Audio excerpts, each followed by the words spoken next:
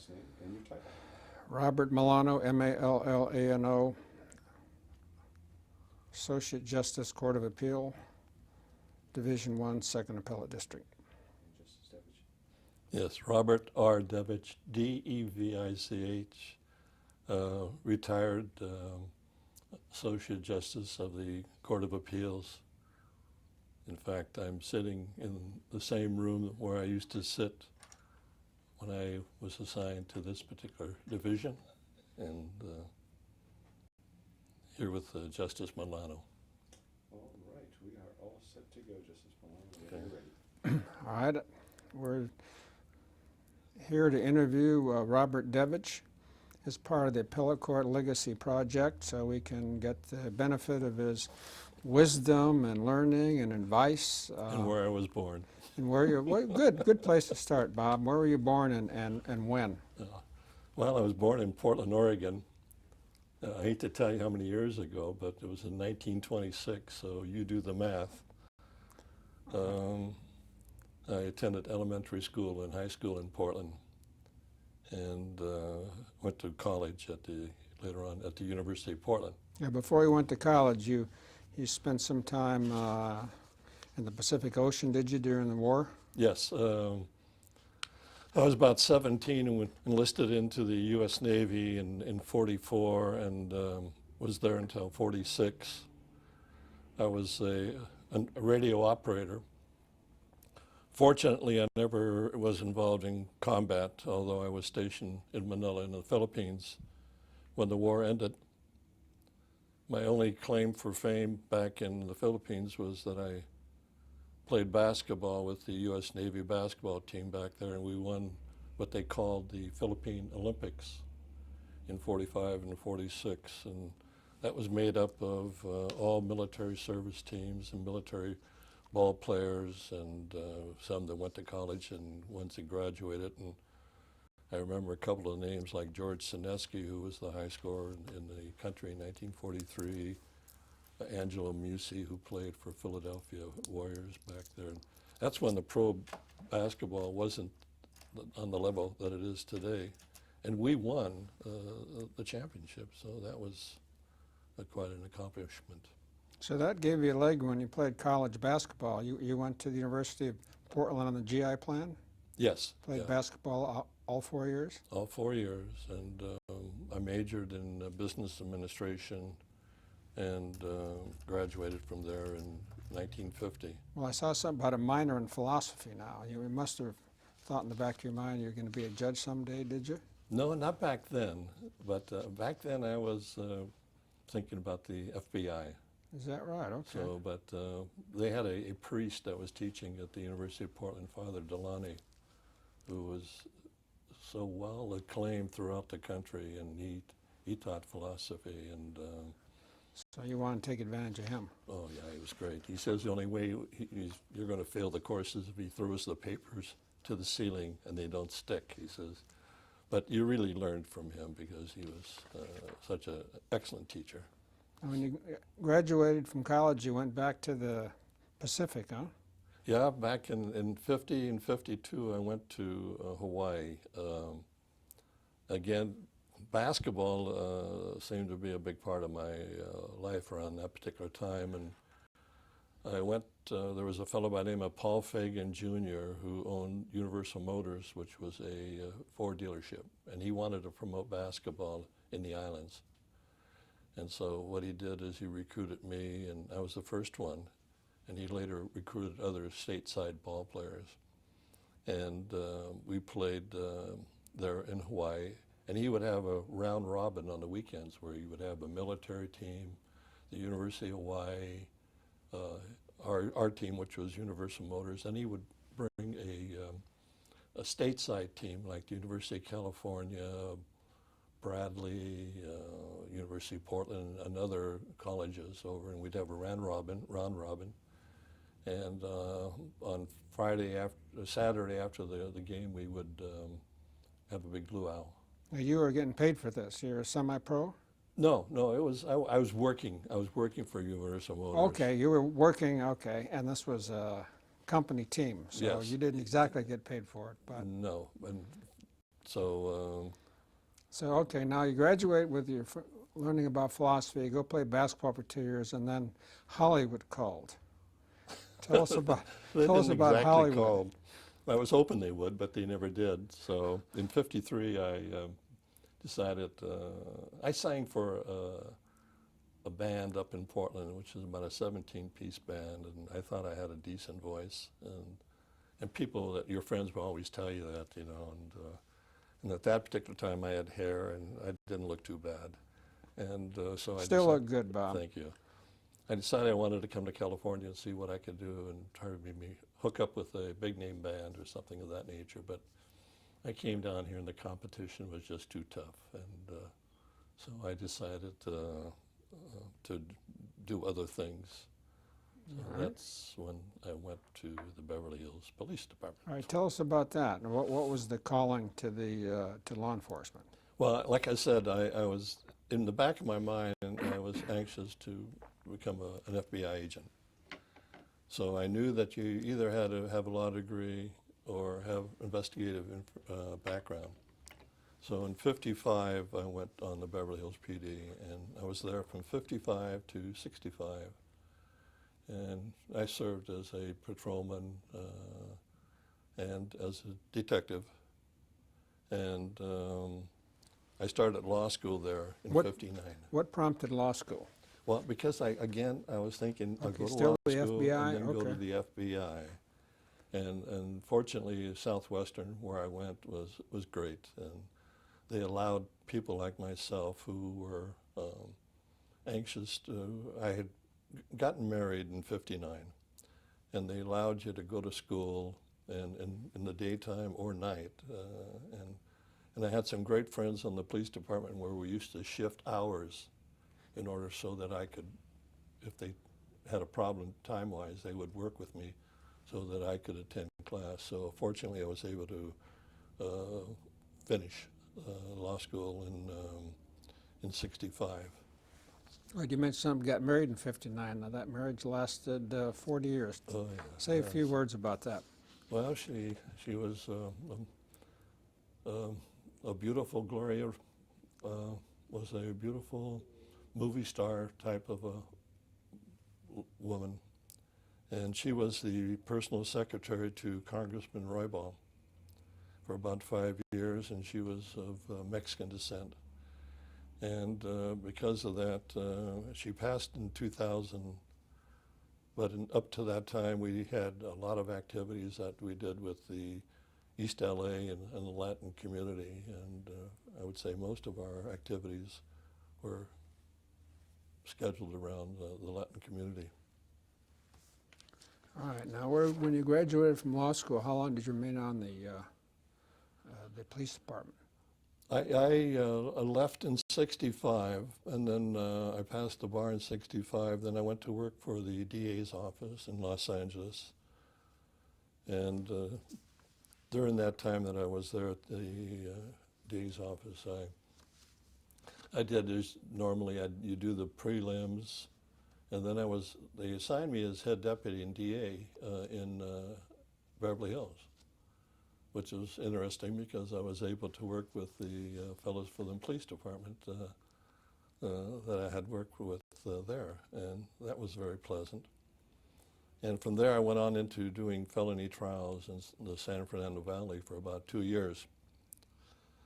But in 1968 in East LA, they had a Latin deputy in charge who was appointed to the bench in Whittier. Who was that? Alfonso Hermo. Alfonso Hermo, Yeah. yeah. And Evo Younger was the head DA, and he spoke with the community people there, and they wanted a head deputy of Latin descent, and he said, unfortunately, he had no deputy 3 that was Latin. He said, but I have somebody that would be second best. I have a deputy who is a grade 3 and was married to a Mexican-American lady, and that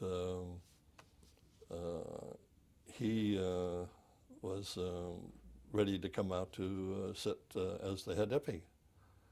And so I says, okay. So I went out to East LA, And I can truthfully say that was probably the 4 happiest years I ever had in my law clerk career. It was from 68 to 72, and the people there were very receptive. They were very accommodating. I was fortunate to receive quite a few awards from different organizations. And because I was there was when I got the call for a judgeship by Governor Reagan to the municipal court. I was in the Los Angeles Municipal District. Yes, although I was in East LA, I got appointed to the LA Municipal Court in 1972, where I served until 1978. And I then- did criminal trials in the municipal court and got to the point where I was handling heavy-duty assignment arraignment courts in LA and in the San Fernando Valley. And we would have case calendars that would run sometimes 100 cases a day. And You got to talk fast, don't you? good, Figure- fast, plus I had the cooperation of the city attorney's office, the DA's office, and the public defender's office. And with all of us, we were able to really resolve most of those cases, which have to be resolved when you have those many cases on the calendar. Now the cream rises again, Oh, yes. 1978. This by a different governor, different Yeah. party. Yeah, went to the Superior Court in 78 and stayed there until 1985, LA Superior, and I was appointed by Governor Brown. And again, I did felony criminal trials and high volume arraignment cases and death penalty cases I did while I was there, and it was interesting. I went one time, shortly after I got appointed, I saw Tony Klein, and I know you know Tony Klein, who's Well, he Associate was the Justice. appointment secretary Yeah, that helped, well, when Yeah. I was put on the Mena Court and the Superior Court. yeah. I saw him at a function, so I went over with him with my wife, Gloria, and I shook his hand. I wanted to thank him for being involved in my appointment, and he looked at me and he looked at my wife, and he says, "She didn't do you any harm," which means the fact that my association in East LA and my association with the Latin community, and all of this was made possible through my wife, and so it was very instrumental in my getting appointed to the Superior Court by Governor Brown. Well, while in the Superior Court, you were supervising judge of the criminal division, which is quite a responsible position and quite an honor sitting in Department 100. Tell us a little bit about that. Well, I took over for our Chief Justice, Ron George, and when he went over to civil. And believe me, that's a hard act to follow, because he had a tremendous control on that particular department, and so trying to follow in his footsteps and maintain the low volume of cases in that court was extremely difficult. And but I did that for about a year. And so you preside over all the Superior Court, criminal courts in Los Angeles, and so that raises a lot of problems with judges with their particular problems, and you also serve as an assistant to controlling and operating the LA County Grand Jury. Well, other than being presiding judge, it's probably the most responsible and position on the whole court in terms of being the head of the criminal court system. Yes, but in that year of '85, then along comes the third governor. That's right. You're just popular with everybody.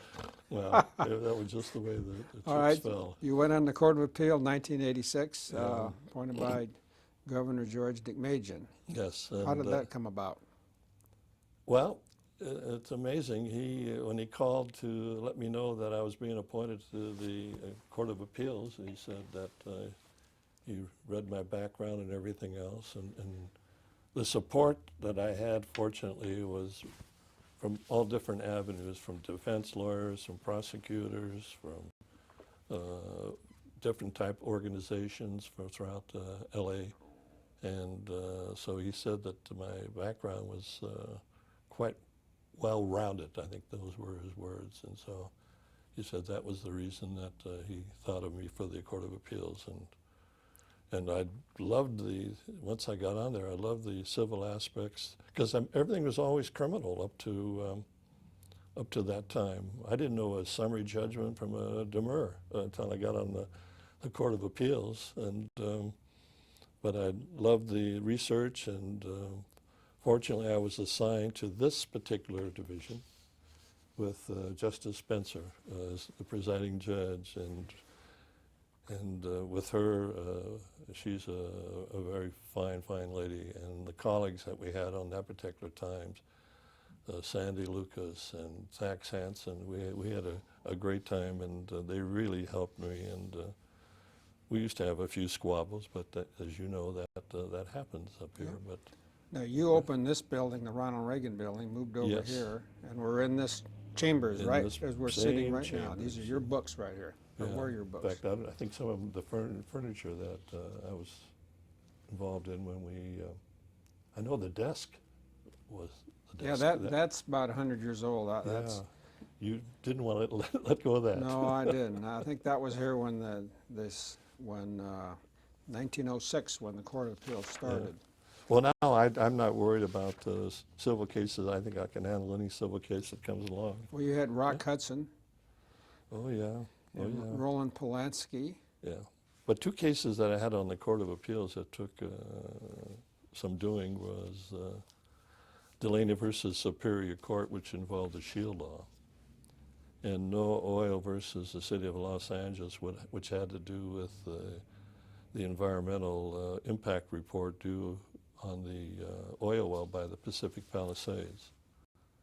And those were probably the two most difficult cases that I had up here, because I happen to believe in the Shield Law. I think under the right circumstances, it's necessary, and I'm not a proponent for building oil wells along the coast, but on the Shield Law, it just happened that that particular information that the reporter and her photographer were holding back would have assisted the defendant in his trial on the search and seizure issue, and the Supreme Court unanimously sustained that. And on No Oil versus City of LA, it involved an environmental impact report that myself and the panel just felt was a little defective and had to go back to be redone.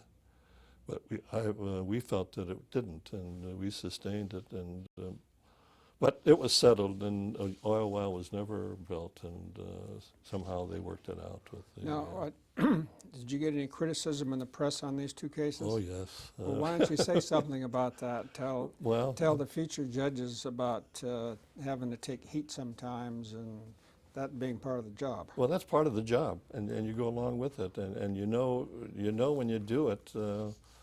Like, for example, I know when you were on the Superior Court, if you ever had a case involving an animal, you would be very cautious as to how you handle that, because I'll tell you.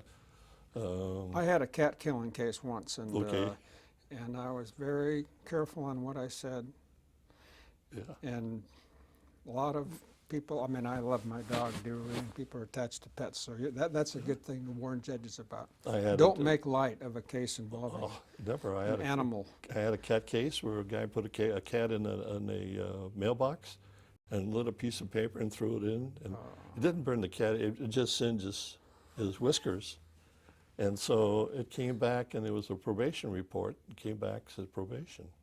I says, oh no, 5 days. So he did 5 days, and it was amazing, the good PR, but it isn't so much the PR, it's just the fact that you have to be cautious on what you do, regardless of what your particular case is, and look at all the aspects of the case. Any other cases stick out in your mind on your Court of Appeal career that you like to? Well, I had one case, the California Restaurant Association versus City of Los Angeles. it's a case that had to do with posting a sign liquor in any liquor establishment relative to the fact that liquor could be harmful to women Oh, who Prop 65 who warning. were pregnant, yeah. And so that's still, you go into a liquor store, you're going to see that there. And so we had something to do with that. And then Rock Hudson, and I had the Roland Polanski case that we wrote an appeal on it. He was in Europe, and they wanted a deposition of him, and they wanted him here for the deposition, and they wanted the case dismissed if he didn't come, and the panel and I felt that no, he could take a video depo, and so that wasn't necessary. So, Do you get any thoughts about the trial court and compared to the appellate court you'd like to comment on? yeah, I think that the appellate court is probably the prestigious job of the court. You get involved in so many issues, and you get involved with attorneys that are very well familiar with their case, and we're almost like the court of last resort, because the Supreme Court just doesn't have the opportunity to take all the cases that they would like to take. So I think it's something like 3 or 4%. I may be wrong, but it's very low as to what they can take. So we're like the court of last resort. So we have a very strong impact on the public in the Court of Appeals. And again, the cases are interesting, but they're a little, at a point, they get a little staid, and you don't have the fun and the harmony that you have on the Superior Court. The Superior Court is more fun, and you can't run into your chambers and look up every issue that pops up, and you have to have some common sense and shoot from the hips and take a chance on things. And when you do that, the lawyers may get mad at you, but as a rule, I've been able to maintain civility in my courtroom, so I had no problem with that. Do you have any heroes on the court that you care to tell us about? Well, Or primarily influential people? Justice Spencer she's one of the first judges I ever went in front of when I was a young deputy DA, and she treated me royally and like a lady then. Me too. Yeah. I appeared in front of her in the 60s doing preliminary hearings. She's very gracious, polite. Very, and I could tell you stories about things that how she handled her courtroom, and I just adored her for that. And then she was up here. I came up here, like I said, when I found out I was going to be assigned to her court, I was tickled pink and happy. And then there was Justice Thack Sanson, who he was on the other side. He was like a conservative justice, okay, but a gentleman to the core. And he and Justice Spencer adored one another. They're very fond of one another. There was never any bitterness, even in the opinions that they would disagree on. There was never any disagreement. There was never a situation where he'd have to say something like, I concur in the opinion, but I don't want to take part of it, really, other than I just concur. But they paved a way for me to continue trying to say, you've got to get along with the people that you work. And then finally, a gentleman who I always felt should be on the state Supreme Court is Justice Walter Krosky. He probably knows more about insurance law than anybody in the state of California. And any case that involves, and you know how many cases we have involved insurance law. And but hard worker, the public is really getting their money's worth when Justice Krosky is working on their cases, and he works hard. You, best advice received as an appellate court justice? Well, I think is to not to get yourself stuck in a mold that this is the way something is going to be, and that this is what I think it is, and that's the way it's going to be. No ifs, ands, or buts. I think you have to listen to your other colleagues and talk about each and every case that you have and see what their viewpoints are. And I remember one case I had where I had a young extern from Pepperdine. And we had a criminal case, and she came in and I signed this criminal case to her. She read the briefs, I read the briefs, and I indicated to her the way I think that her memorandum opinion should go. And she said, "Justice, could I maybe take the other view and write up an opinion and see what you think that way?" And I said, "Sure, go ahead." And she did. And she did a great job. She wrote it, she convinced me, and I changed my viewpoint, and it wound up that the opinion was published. Oh, how about that? I don't know where she is. I wish I had her name, but I'm sure she remembers that. What's your most proud achievement of your judicial career? I think, first of all, was getting to the level that I did. When I was a policeman, I never thought I'd ever get to the level where I'd be sitting on the Court of Appeals. I'm sure you probably felt the same way, that because this is a nice place to be. Wonderful place. But as you know, it takes a lot of people along the way to help you to get here. But my wife was wise enough to tell me when I first started, she was the one, in fact, that convinced me to go into governmental service with the DAs. And then afterwards, of course, going on into the to the judiciary, which I never would have done, I don't think, had I not gone into government service. And I think that I could have made a lot more money. I think I could have done well financially, but that isn't the final end, is making a lot of money. Now, you retired in 1996. Tell us the reasons you retired and then what you did after that. Well, why I retired? I think it's very simple. It's the issue of money.